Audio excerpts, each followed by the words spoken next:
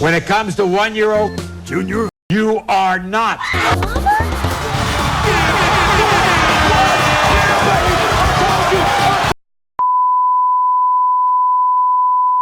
As the N64 era came to a close, Nintendo had some high expectations. Competition was getting fierce, possibly the toughest yet.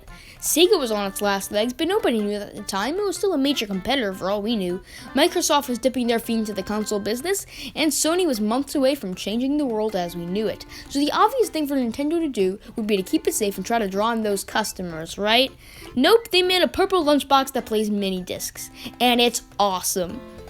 People could have made fun of it all they wanted at the time for not being mature enough, but in retrospect, it was a great console. They didn't keep it safe at all, which is part of the reason the very first game in the Mario series didn't focus on Mario at all. Instead, Luigi.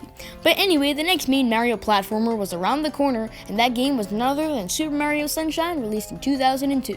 It built off everything 64 had already established, while also being a pretty big deviation. But since you already see the title of the video, I'll cut this intro short and just start the review already.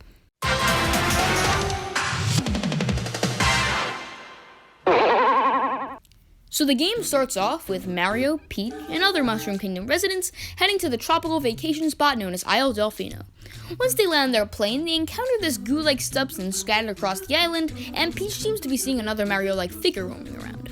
This fake Mario is causing all the mischief, but the real Mario is mistaken for Shadow Mario and taken to court.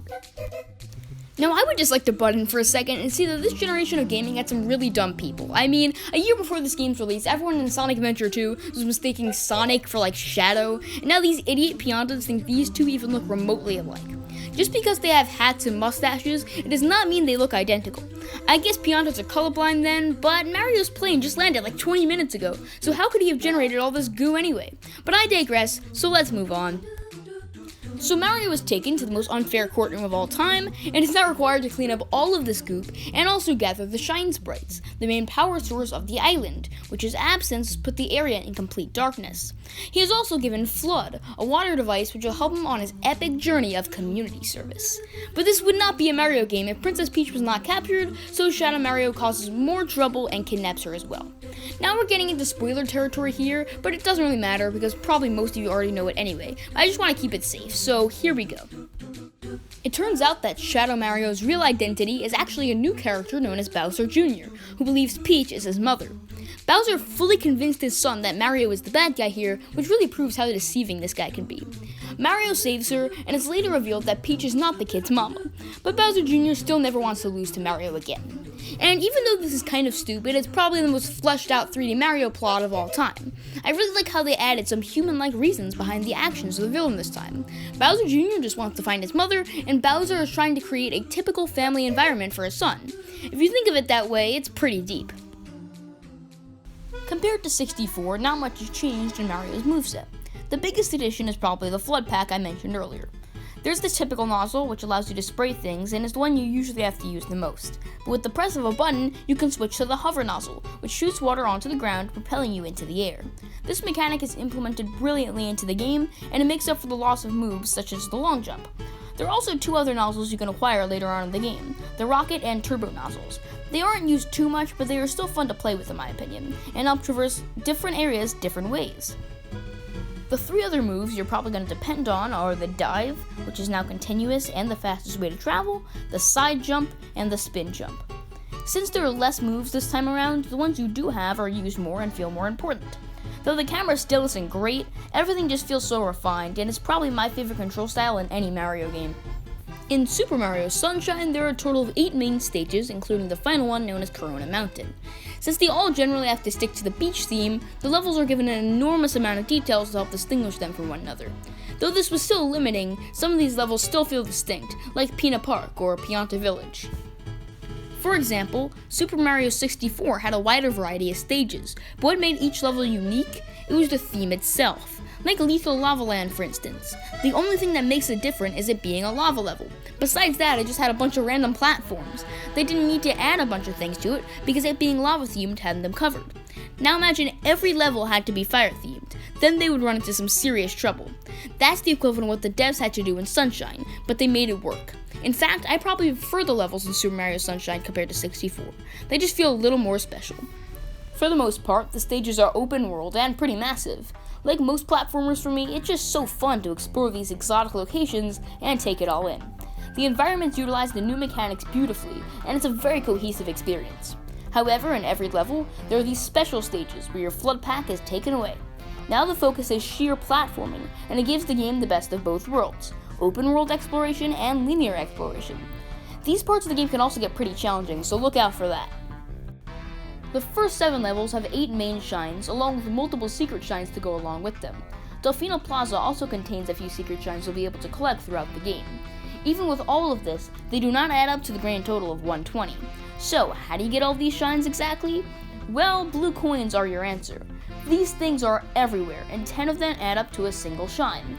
I always ended up with like 1 or 2 in each level, and they're pretty much the sole reason I've never 100%ed this game before. And to be honest, it's not really worth it to begin with. If you're a dedicated fan, sure, but if you're just playing casually, you don't have to worry about it. And now this leads into my very first criticism, but it really isn't all too important. Every time you collect a blue coin, the same message shows up asking you to save. You'll probably be getting these very often, so this screen will be engraved in your brain by the end of the playthrough. It totally breaks the flow of the game, and even if you choose not to save, it will still take longer than it should. You could just save in Delfino Plaza anyway, so I don't really see it as a necessary addition. Whatever, it's still pretty minor though. Another problem I have with this game, and this is a big one, is the lack of customizable playthroughs. Now, to clarify, some people may see this as a good thing, but I personally do not. Each shine is a separate mission within a level, so each mission changes the environment around it. Though this does allow stages to be more creative, it means you have to do the shines in an assigned order. In Super Mario 64, you can collect the stars in any order, and even get different ones than you're supposed to in that particular level. All that matters is you add a certain amount of stars by the end. This means you had the ability to play the game another time and collect different stars in a separate order. If you had a level you hated, you could just skip it if you had enough stars from another part of the game. In Super Mario Sunshine though, you have to get up the Shadow Mario mission each level to complete the game. This is always the 7th one, which means you're required to get the first 6 shines in every stage to do this. Overall, it's a less customizable experience than 64, and most playthroughs of it are exactly the same. However, the majority of platformers don't give you as much freedom as 64 anyway, so I guess it's not really fair for me to hate on it for this. But it is the successor of that game, so it's slightly disappointing in that sense. Let's get back on track and talk about something positive for once. Some of these shines are really awesome, like the one in Rico Harbor, where you surf on those special bloopers. Or how about the time in Gelato Beach, where you try to point these mirrors at the sleeping Wiggler. There's so many unique objectives in this game, and most of them are pretty good. Yes, some of them are the epitome of death, like Yoshi's Fruit Adventure, that god-awful Sandbird, and that dumb stage where the Piantas chuck you to different platforms, but I generally found myself enjoying the majority of the experience. But seriously, man, why do these stupid Yoshi immediately dissolve in the water, and why do these machines never drop the fruit I need? Yoshi's Fruit Adventure is possibly the dumbest mission in the entire game, and for the person in the comments section disagreeing with me on this topic, let me just remind you, I'm terrible at video games. Anyway, let's move on. Each level has a boss battle or two, and for the most part, they're pretty good. The first one you face is Petey Piranha, which really helps you get a grip of the main mechanics. Well, kinda. The next time you face him, it's an utter nightmare, but I'm gonna save my breath for now.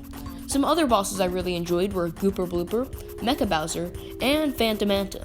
Not all of them are great, I'm looking at you, Ely Mouth, but I definitely will say they're an upgrade from 64. Now is also a good time to talk about the enemies. They're all pretty much completely new, and the ones that did stick around got total makeovers. Though some of them can be annoying at times, like those stupid Cataquacks, most of them are pretty cool in my opinion. Just look at those Electro Koopas, they're really unique. And it's not just the enemies too, the character models in general are really nice, especially for 2002. I love the Piantas, Nokis, Toads, they're all so expressive. These guys put a smile on my face every time I talk to them, and just give the game much more character. It's a shame they don't have too many of these guys in the Mario series anymore, but it is what it is. Now, to finish up, let's talk about the OST. Music in Mario games were always highlights for me, and it isn't any different here. Composers Koji Kondo and Shinobu Tanaka did a great job capturing that tropical feel, and created some really catchy tunes in the process. Though tracks like Isle Delfino, Bianco Hills, Rico Harbor, and Gelato Beach kinda share the same melody, that was probably done on purpose, and it's still pretty charming. I also love how they add to the level's themes once you get on a Yoshi, and they start bringing in this drum. Every song just fits the game so well, and even though most people probably prefer soundtracks like Galaxies or 64s, this one does its job pretty well. My favorite songs are probably the Special Stage theme, Smooth McGroove before it was cool, Isle Delfino, I honestly don't have to explain myself, the Phantom Manta theme, it's just so darn suspenseful, Deep Sea of Mare makes me want to cry, and lastly, the Staff Roll, a better version of Rico Harbor in my book. Just listen to the whole soundtrack, you will not be disappointed. Alright, so I guess it's already that time. Here are my final thoughts.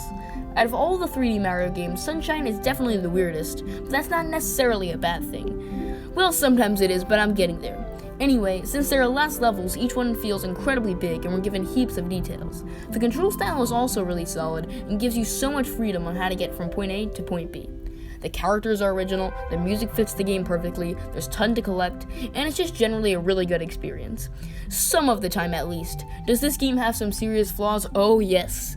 Do I want to jump off a bridge while playing some of the missions?